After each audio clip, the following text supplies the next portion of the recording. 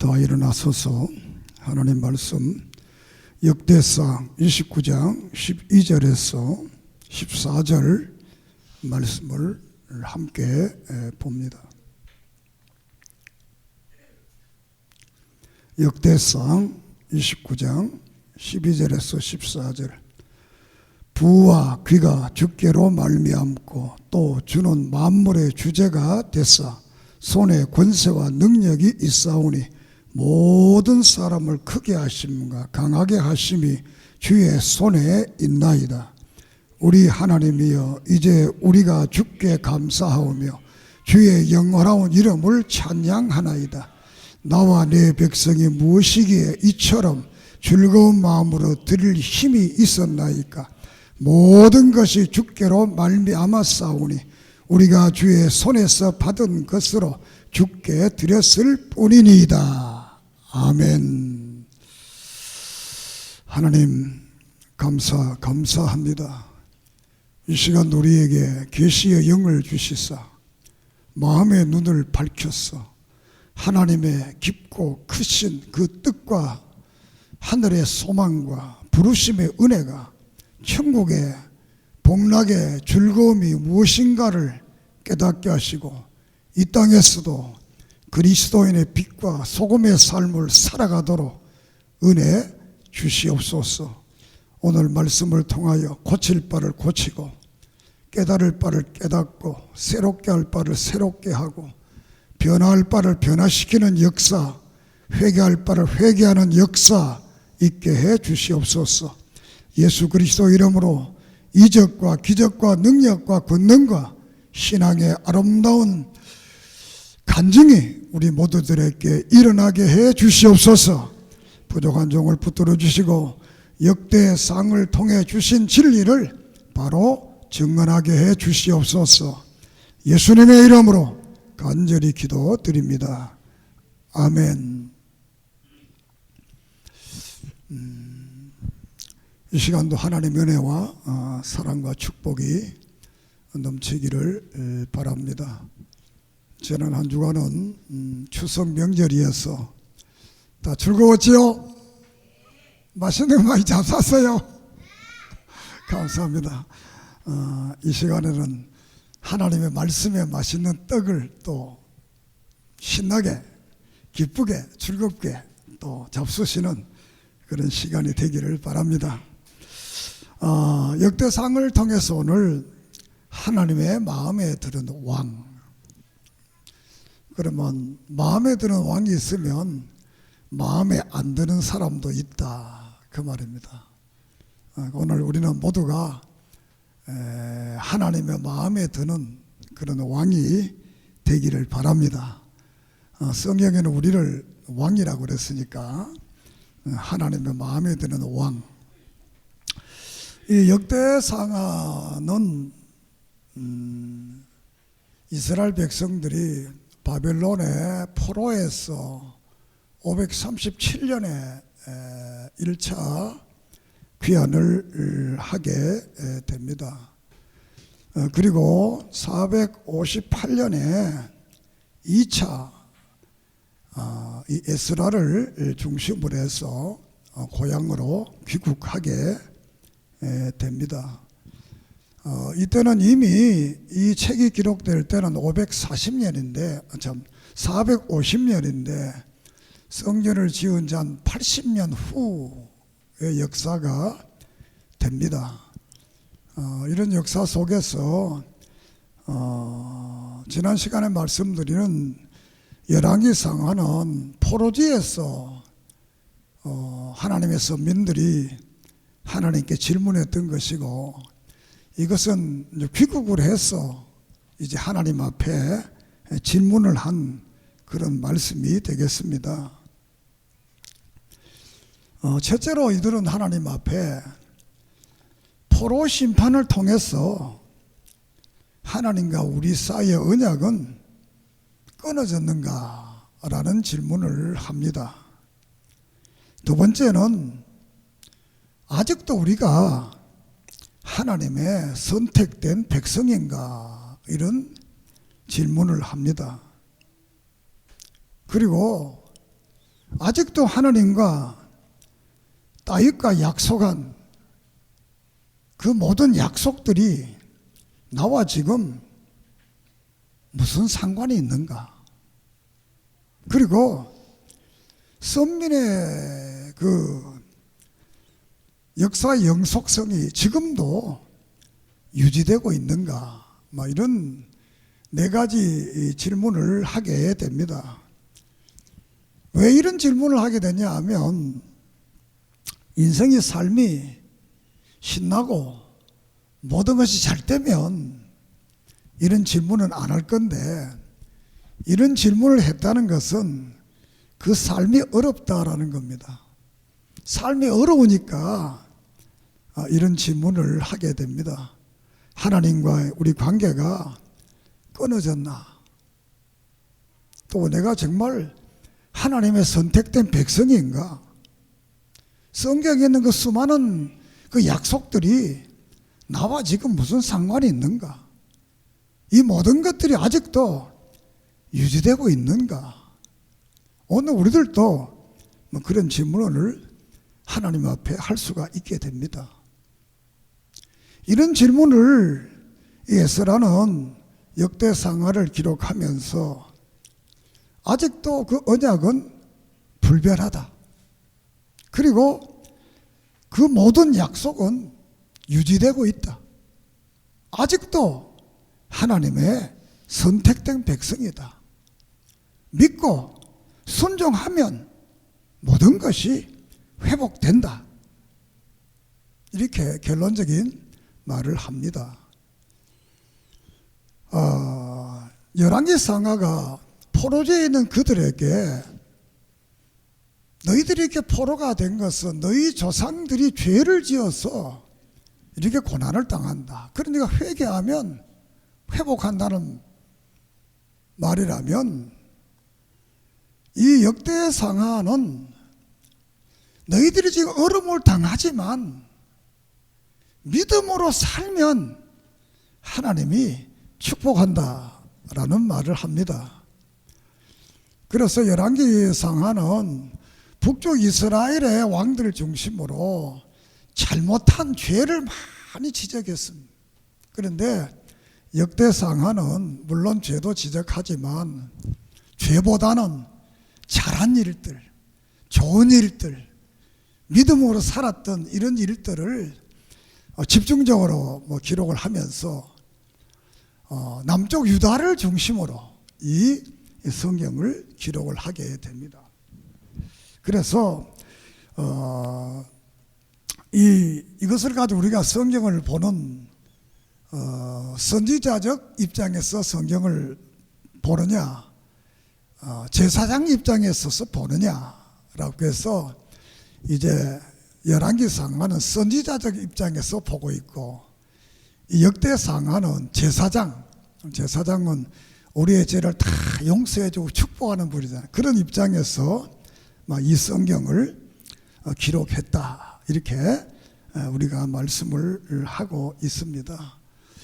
그래서 우리가 이 말씀 전체적인 내용 속에서 오늘 우리가 보는 눈도 늘 상대의 단점, 잘못한 것을 자꾸 잘 보는 사람이 있는가 하면, 어떤 사람은 상대의 장점을 잘 봐서 그걸 격려해서 더 나은 사람 길을 가게 하는 이런 사람이 있습니다.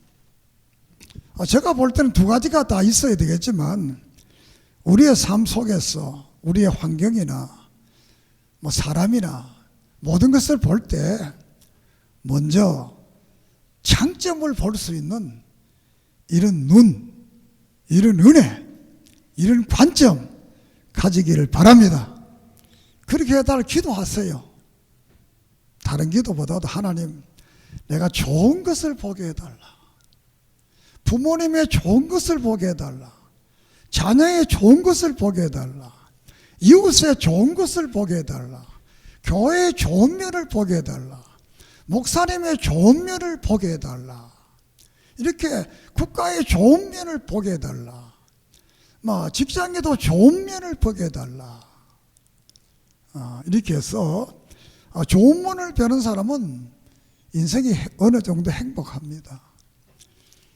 뭐 장미꽃을 봐도 어떤 사람 가시가 있어서 겁나서 어떻게 저거 이런 사람이 있는가 하면, 어떤 사람 그 장미꽃이 멋지다, 향기가 멋지구나, 코를 갖다 대고 냄새를 맡고 이거 나 좋아하는 사람 끊어줬으면 좋겠다, 이런 사람은 똑같은 하나의 장미꽃을 보고도 이렇게 감동적인 사람이 있는가 하면 또 무서운 사람이 있는 건, 우리의 신앙의 삶의 역사 속에서도 우리가 어떤 관점의 믿음을 가지냐에 따라서 전혀 다른 결과를 초래할 수 있습니다. 그러므로 오늘 역대상하를 통해서 정말 우리가 보는 눈이 좀 바뀌기를, 우리가 사는 삶의 관점이 좀 바뀌기를 소망합니다. 그래서 하나님이 마음에 드는, 오늘 읽은 이 성경은 다윗이 모든 것이 하나님께 있다, 이 고백을 합니다. 그리고 내가 하나님께 드리고 하는 모든 생활도 전부 하나님이 내게 주신 것이다, 그걸 드릴 뿐이다. 모든 것을 이렇게 생각하니까 하나님이 다윗을 좋아할 수밖에 없잖아요. 그래서 사도행전 13장에는 이새의 아들 다윗을 만나니 내 마음에 합한 자라. 믿습니까? 그러니까 주님이 오늘 다른 말로 나를 만나니 주님의 마음에 합한 자다, 이런 사람 되기를 소망합니다. 자, 이렇게 해서 역대상하를 이제 기록을 하면서 1장에서 10장까지는 선민의 족보를 기록을 하고 있어요. 선민의 족보. 인생은 다 족보가 있습니다. 사람만 있는 게 아닙니다. 며칠 전에 보니까 시바지 소의 족보를 나라에서 발표를 하더라고요. 그러니까 짐승도 이 족보가 있는 겁니다. 족보가 있고, 요새 이제 여러분들이 슈퍼에 가게 되면 물건을 살려고 해도 전부 족보가 나와 있습니다. 족보가.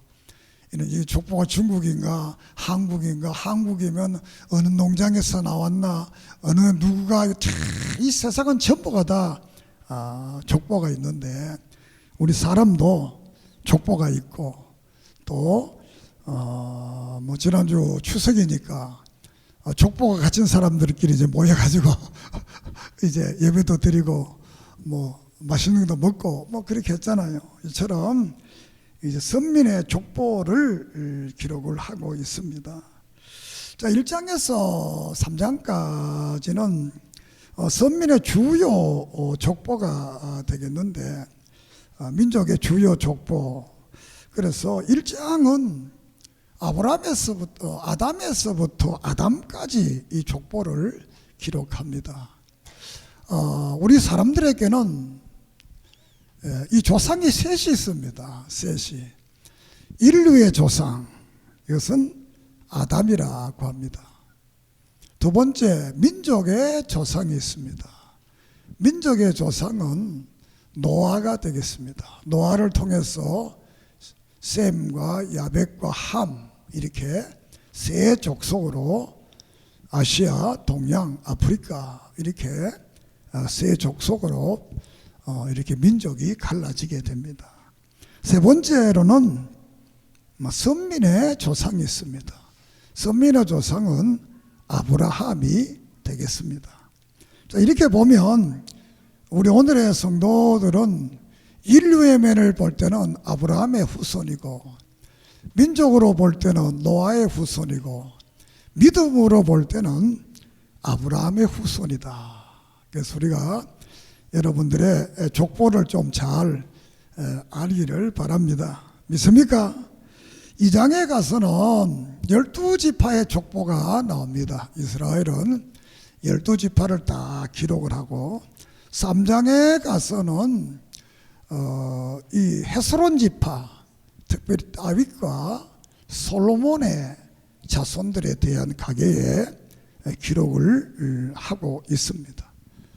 그리고 12지파의 주요 족보가 나오는데 4장에서 10장까지인데 4장에는 유다 지파가 나오고 시몬 지파가 나오고 5장에서는 동편 지파, 동편으로 가서는 요단강 동편에 있는 루벤과 갓과 므낫세 반지파, 그 다음에 6장에서는 레위 지파를 쭉 기록을 하고 있습니다. 레위 지파에서는 아론, 게르손, 고핫, 무라리 특별히 이렇게 기록되어져 있고 7장에서는 많은 다른 지파들의 이름들을 쫙 이렇게 족보를 기록합니다.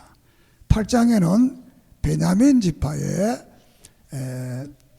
족보를 기록을 합니다. 그리고 9장에 가서는 귀한 지파, 그러니까 수록바벨과 함께 1차 귀환했던 537년, 그리고 이게 458년에 2차 귀환했던 귀환민들의 족보를 기록을 하고 있습니다.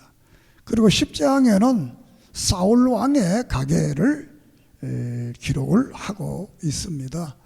자, 이것은 이제 중요한 것은 이제 이스라엘의 12지파가 있는데 이 포로에서 이제 귀국을 하게 되는데 이 귀국을 하게 될 때 722년에 북쪽 이스라엘이 아수르에 망해서 이제 세계로 흩어지게 되고 또 586년에 바벨론에 망해서 또 바벨론으로 흩어지게 되고 이 사람들이 이제 고향으로 돌아오게 되는데 그때 당시 흩어진 사람들이 한 200만 명으로 보게 되는데 몇 명이 돌아왔느냐?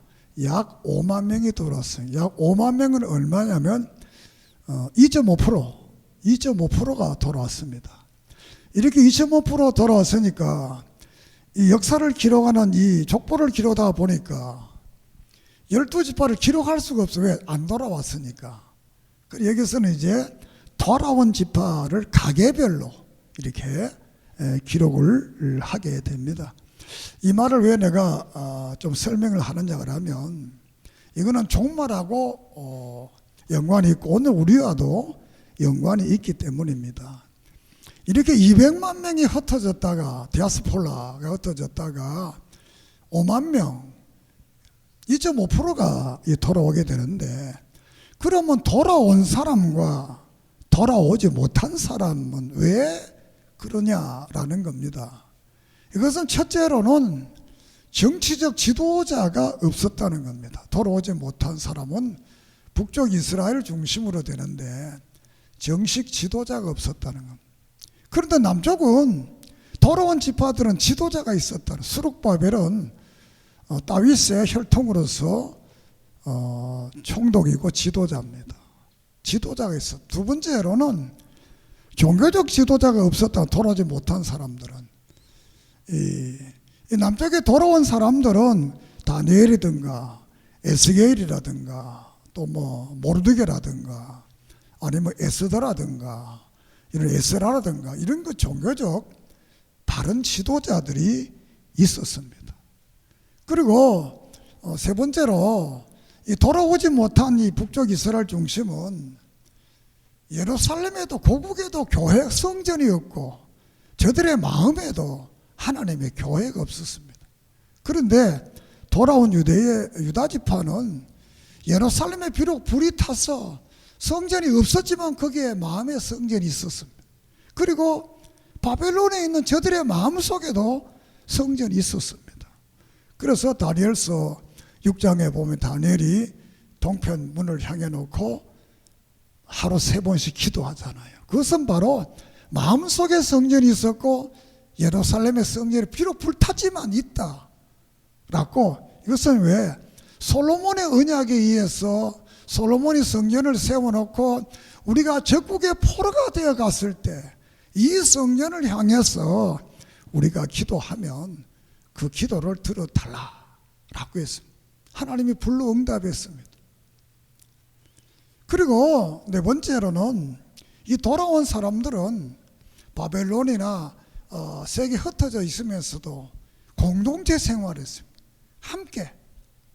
다시 말하면 거랄 강가에서나 을레 강가에서나 아하와 강가에서나 수산성에서나 함께 모여 살았습니다. 그러나 돌아오지 못한 사람들은 자기 스스로 혼자 살았습니다. 이렇게 해서 돌아온 사람과 돌아오지 못한 사람, 앞으로 미래에 우리가 주님 오실 때도 똑같습니다. 교회의 바른 지도자, 바른 믿음의 말씀을 증거하는 목사, 그리고 마음의 성전이 늘 교회가 있어요. 그리고 늘 말세가 되면 히브리서 10장에 보면 사람들이 안 모인다 그래요. 그렇지만 모이기에 늘 힘쓰는 이런 교회, 이 공동체 생활을 하는 것, 고난이 와도 그래 하는 그 사람은 앞으로 영원한 천국에 갈 수가 있습니다. 믿습니까? 간단한 원리입니다. 그리고 미래의 구원도 여기에 2.5%로처럼 말세에 예수께서도 믿음을 보겠느냐라고 말했습니다. 그리고 가라지의 비유를 통해서 제자들이 가라지 뽑을까요? 물으니까 뽑지 마라. 왜? 그 가라지 뽑으면 알곡도 다 뽑힌다는 거예요. 이 말은 알곡이 적다는 겁니다. 전부가 가라지인데 뽑으면 알곡이 같이 뽑힌다는 거예요. 이 농사 지어본 사람은 다 압니다. 이렇게 해서 돌아온 자들이 소수가 되어서 가게별로 기록을 하게 됩니다.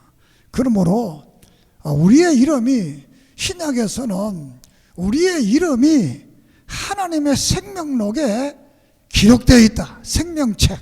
따라합시다. 생명책. 생명책. 우리 계시록 21장에 보면 생명책에 기록된 그 이름이 기록된 사람만 다 천국에 간다고 그랬습니다. 그런데 반대로 계시록 13장 생명책에 이름이 없는 사람들은 짐승을 섬긴다 그랬습니다. 또 계시록 17장에는 생명록에 이름이 없는 사람들이 멸망을 당하고 20장에는 생명책에 이름이 없는 사람은 불모 속에 지옥에 들어가고 또 심판을 받는다. 그 이름이 생명록에 없는 사람은 짐승을 섬기게 되고 멸망하고 지옥 간다 그랬습니다. 그러나 그 이름이 생명록에 있는 사람은 천국에 들어간다. 그러므로 오늘 우리 총신교회에 있는 여러분들은 여러분의 이름이 다 생명록에 기록된 줄을 믿습니다. 그 사람은 예수 그리스도를 나의 구주로 믿고 예수님만이 내 죄를 사해 주시고 그 예수를 믿으면 천국 간다는 이런 믿음을 가진 사람은 그 이름이 생명록에 기록됩니다. 믿습니까? 여기서 한 가지 또 말할 수 있는 것은 크리스찬 네임, 오늘날 교회에서 이름 가는 사람 믿습니다. 특히 지도자들도 이름 가면 이름 가면 안 됩니다. 알았어요? 구약에 뭐 싹 갈았더라. 오늘 우리는 성도라는 이름을 다 가지고 있기 때문에 한번 이름 지었으면 대단히 혐오스럽다든가 대단히 부르기가 어렵다든가 대단히 욕된 이런 이름이면 막 재판을 받아서 정식적으로 갈아야지. 자기 임의로 하나님이 뭐 이름 가라 그랬더라 뭐 이렇게 해서 하면 그건 잘못된 사람. 알았어요? 이름 자꾸 가면 천국에는 호적서기가 지었다가 또 쓰고 지었다가 또 쓰고 지었다가 또 쓰고 이럴 거 아니에요. 그러니까 왜냐, 이것은 잘못된 신앙을, 왜 우리가 치성적 신앙을 통해서 우리 이름 좋으면 복 받는다 그랬잖아요. 여러분 이름 좋다고 복 받습니까? 한국 사람 이름 나쁜 사람 누가 있습니까? 그 아버지가 지을 때는 제일 좋은 이름 지었습니다. 이름이 좋아서 복 받는 게 아니고 하나님이 축복하는 겁니다. 믿습니까? 이름 좋아서 복 받으면 예수 믿을 필요 없잖아요. 그 이름만 딱 붙들고 있으면 되지. 오늘날 크리스찬 네임을 가는 사람은 좋지 않다라고 말씀을 드리고, 또 나아가서 그러면 오늘 우리는 어디에 속해야 되느냐는 건 족보에 속해야 되는데 오늘의 현대에 와서는 참 이 교단도 갈라지는 우리 장로회 중심으로 하면 1951년에는 신앙의 문제, 신사참배 한 사람 안 한 사람 이게 고신, 그 다음에 53년에는 성령을 믿느냐 부활을 믿느냐 동정전을 믿느냐 그 믿는 사람 안 믿는 사람 이 갈라진 것이 기장과 여장이 갈라진 것이고 1959년에는 WCC가 좋다 나쁘다 이렇게 갈라진 것이 합동과 통합이 갈라진 것이고 1979년에는 성경이 맞다 안 맞다 이것을 문서설 이런 말한 이것 때문에 갈라져서 장로교회가 다교단 시대가 이루어집니다. 여기서 크게 한마디 할 것 같으면 1948년에 WCC가 창립되었습니다. 1945년에 유엔이 창립됩니다. 유엔은 이 세계를 단일 국가로 만드는 것이고 WCC는 종교의 하나의 종교를 만드는 운동이 WCC입니다. 만약 WCC에 가입했다면 나와야 됩니다. 이 사람들은 계보에서 탈락되는 겁니다. 우리가 창세기 16장에 보면 아브라함의 계보에서 이 이스마엘이 탈락됩니다. 36장에 오면 이 계열에서 에서가 탈락됩니다. 오늘 우리의 시대에서도 이 잘못된 데 속하면 나와야 됩니다. 거기에 붙어 있으면 탈락되는 거. 나는 안 그렇다. 그렇지 않습니다. 이 구원의 역사라는 것은 어디에 속해 있느냐는 문제지 선악의 문제가 아닙니다. 6월절날 양의 피를 문설주에 바르고 떡을 먹은 그 집에 있으면 다 구원받는 거예요. 여리고성이 무너질 때 라합의 집에 있으면 기생이라도 사는 거예요. 그렇기 때문에 여러분은 우리 교회에 나온 것은 정말 복됩니다. 왜? 우리는 WCC에 안 속해 있기 때문에. 이렇게 이제 계보를 만들어서 구원받은 사람 이름을 쫙 천국에도 생명록에 다 이름이 기록되었어. 우리 모두가 이렇게 생명록이 기록된 성도가 된 줄을 믿습니다. 자, 그리고 이제 하나님 마음에 드는 왕 다윗이 전반기를 통치하게 됩니다.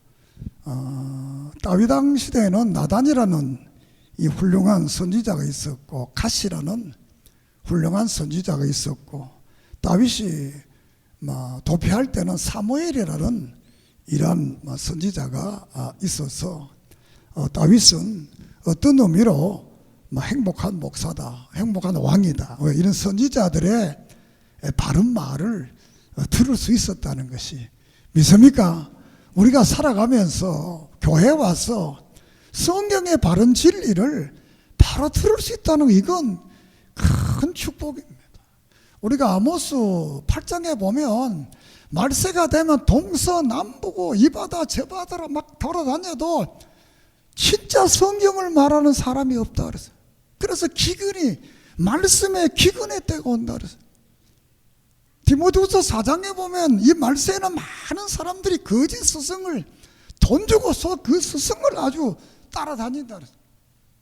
정말 우리는 이 시대에 바른 지도자를 만난다는 것은 복 있는 겁니다. 여러분 그럼 너는 바르나? 나는 바르다. 나는 그렇게 말합니다. 믿습니까? 나는 어떻게 하든지 성경대로 전하려고 합니다. 우리 교회 오는 분들은 특별한 설교를 들어서 이렇게 설교한 분이 없습니다.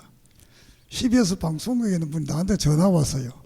목사님 그 설교가 좀 특별하던데 방송 좀 하면 어떻게 했느냐. 그래서 내가 돈 없다 그랬더니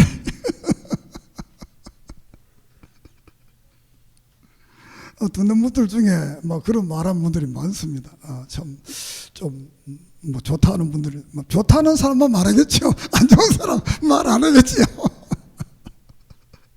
전반기 통치가 이루어지는데 다윗이 이제 즉위를 하게 됩니다. 11장에서는 유다 왕으로 즉위를 하는데 사무엘상 16장에서 기름을 부은 지 이제 17년 만에 이 다윗이 이제 유다의 왕이 됩니다. 이 유다의 왕도 진짜 왕이 아니고 분봉왕입니다. 분봉왕이라는 것은 통치자가 따로 있고 그 지역만 다스리는, 왜 이때는 남쪽 유다와 이스라엘이 블레셋의 지배를 받게 있는데 이 사울이 죽었기 때문에 이 다윗이 이제 그 지역을 유다도를 다스리는 겁니다.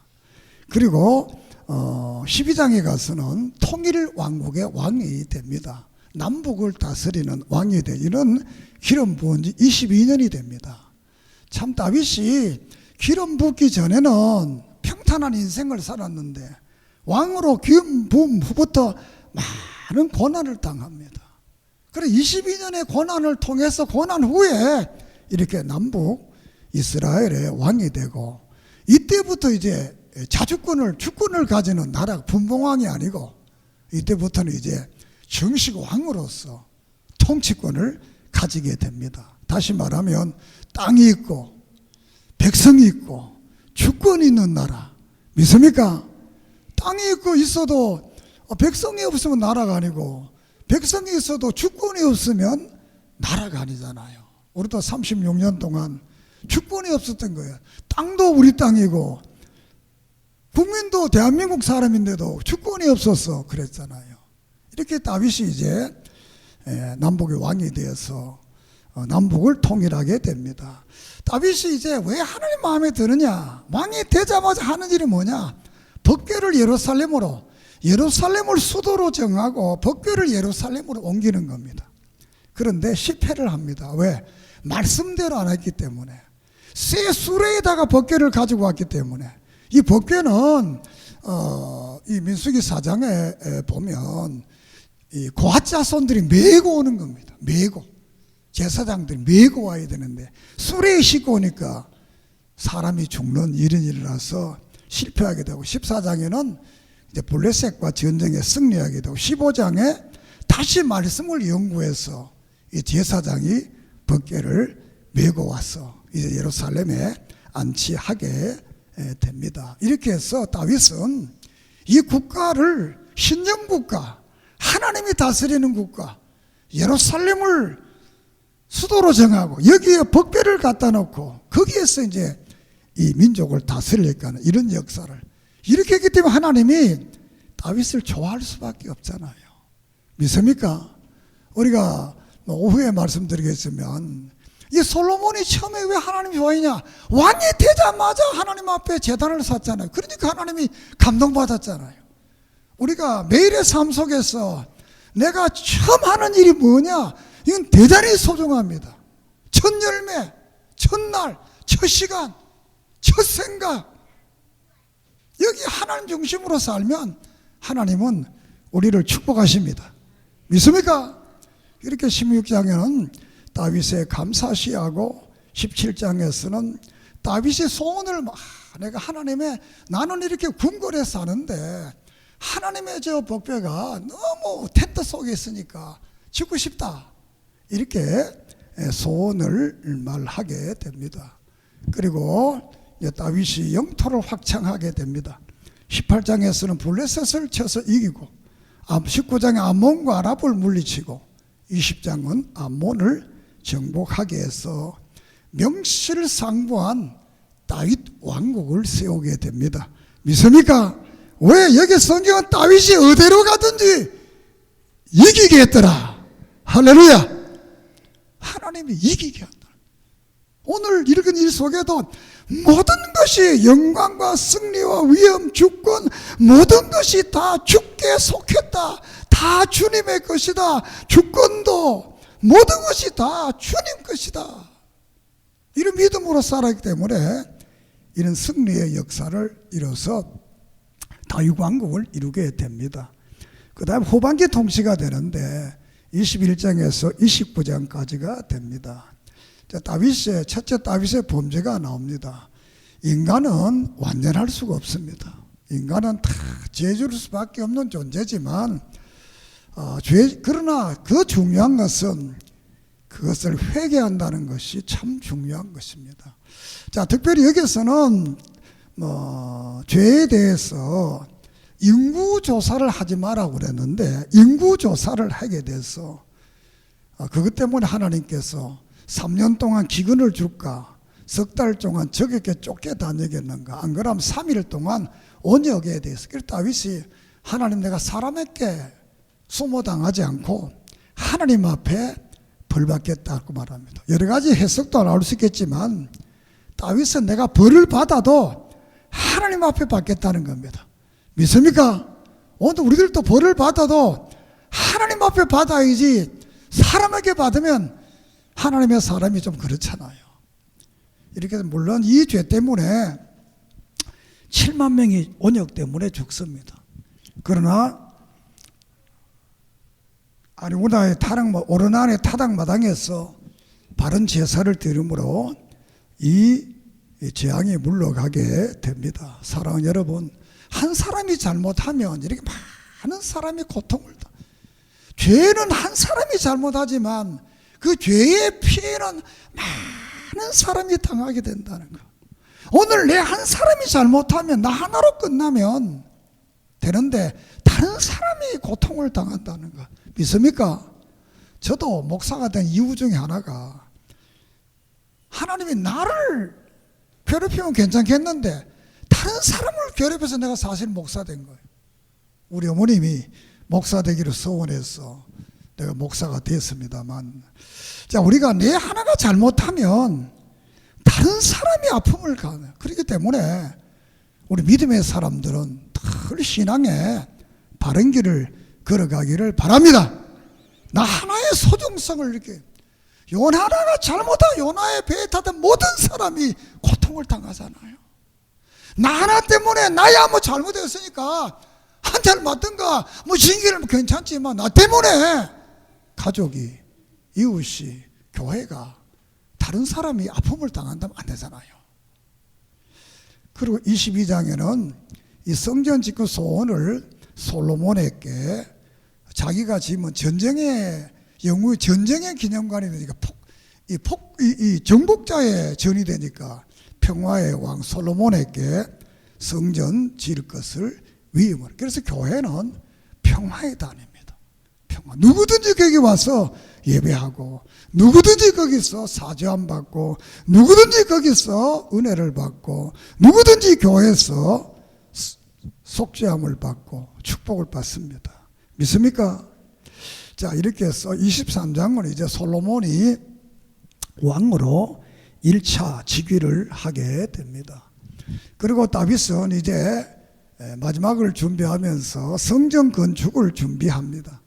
24장에서는 제사장 직분 24반열로 제사장들이 24번으로 만들어 돌아가면서 하나님의 성전을 지으며 일하게 할 수 있도록 25장은 성가대를 만듭니다. 성가대. 압사본 신뢰가 노래를 부르고 여두두는 또 이 수금을 타고 대만은 막 재금과 비파를 울리면서 이 하나님의 성전에서 성가대를 만듭니다. 이 용어 중에도 구약은 성가대고 오늘 신약교회는 찬양대입니다. 왜? 신약은 거룩한 거 없어요. 예수님만 거룩한, 우리는 신약은 찬양대. 25장에 가서는 성문을 지키는 사람들, 이 골라자손을 성문지기로 만드는 것입니다. 이 골라자손은 원래 성막을 메고 다니는 이런 제사장이었는데, 레위 족속이었는데 이렇게 이제 성문을 관리하게 되고, 27장은 행정의 우두머리들을, 행정을 정비합니다. 우두머리, 지파를 관리하는 사람, 재산을 관리하는 사람, 왕을 관리하는 사람. 물론 29장에 가서도 솔로몬이 왕이 되고 행정을 재정비합니다. 이것은 뭐냐면 정말 그 시대를 위해서, 다윗 왕을 위해서 헌신했던 사람들이 중요한 요직에 쫙 앉히는 겁니다. 오늘도 이것은 다른 말 하나님의 교회에 열심히 충성하면 장로로, 권사로, 집사로 이렇게 쫙 해서 그의 분량의 축복을 하나님께서 주십니다. 믿습니까? 이것은 왕국이 세워지고 모든 정부에서 모든 그들의 요직에 다 앉혀서 일을 하도록 하는 이것은 오늘부터 이 교회 생활을 바르게 하면 결국 하나님께서 이런 축복을 우리에게도 허락합니다. 그리고 28장에 가서는 성전 설계도를 솔로몬에게 합니다.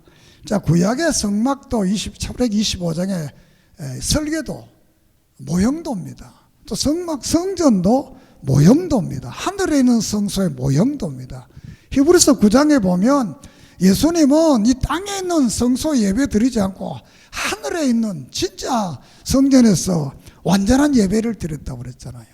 그래서 우리가 히브리서 7장에는 예수님은 완전한 제사장이고 8장에는 완전한 언약에 대해서 9장에는 완전한 성전 10장에서는 완전한 제물로 예수님이 단번에 우리를 위해서 속죄했기 때문에 오늘 누구든지 예수 믿으면 구원받고 예수 믿는 사람들은 우리의 모든 죄를 예수님께서 다 사해 주시는 줄 믿습니다. 그리고 마지막으로 29장에서는 솔로몬이 다시 왕으로 재취임합니다. 다윗이 2번 취임했던 것처럼 솔로몬도 왕으로 2번 취임합니다. 그리고 여기에 다윗의 유언이 기록되어져 있습니다. 유언이 뭐냐? 26절에 늙도록 부했다 이렇게 표현합니다. 두 번째로는 종기를 누리다가 죽었다 이렇게, 그리고 정직했다. 다윗을 평가하는데 정직한 사람이었다 하나님 앞에. 두 번째로는 늙도록 부를 누렸다. 그리고 아주 존귀한 사람으로 살다가 죽었다. 우리가 구약의 한 인생이 마무리하면서 이렇게 멋진 인생을 누린 사람이 많지 않습니다. 사랑 여러분, 나도 다른 사람이 나를 평가할 때 과연 어떻게 평가할 건가? 이게 소중한 거. 신약에서는 다윗은 예수님이 다윗의 혈통에서 왔다고 로마서 1장에서 말하고, 마태복음 1장은 아브라함과 다윗의 자손 예수 그리스도 이렇게 해서 신약 성경을 열게 됩니다. 이렇게 다윗은 하나님의 마음에 드는 그런 믿음의 삶을 살았기 때문에 그의 언약을 통해서 그의 가문에서 예수 그리스도가 이 땅에 오게 돼요. 다윗은 그 시대에 말씀과 제도와 삶을 바르게 삶으로 하나님 마음에 합한 사람이 되었다면 오늘 우리들도 이 땅에 살아가면서 말씀과 교회를 통한 바른 믿음의 삶을 살았어. 정말 여러분은 정직하고 늙도록 부해지고 존귀한 인생을 살다가 하나님 앞에 가는, 또 다른 사람이 여러분을 그렇게 평가하는 사람이 되는 그런 믿음의 사람이 되기를 주의 이름으로 축복합니다. 우리는 사람의 마음에 드는 사람이 아니고 하나님의 마음에 드는 그런 복된 성도가 되기를 주의 이름으로 축원합니다. 하나님 감사합니다. 오늘 이 말씀을 통해서 우리는 과연 어떤 족보를 가지고 있는지, 나는 정말 하나님 마음에 드는지, 정말 다윗처럼 정직하게 존귀하게 부하도록 인생을 마무리할 수 있도록 우리도 도와주시옵소서. 우리의 모든 삶이 하나님 마음에 드는 삶이 되게 해 주시옵소서. 예수님의 이름으로 기도드립니다. 아멘.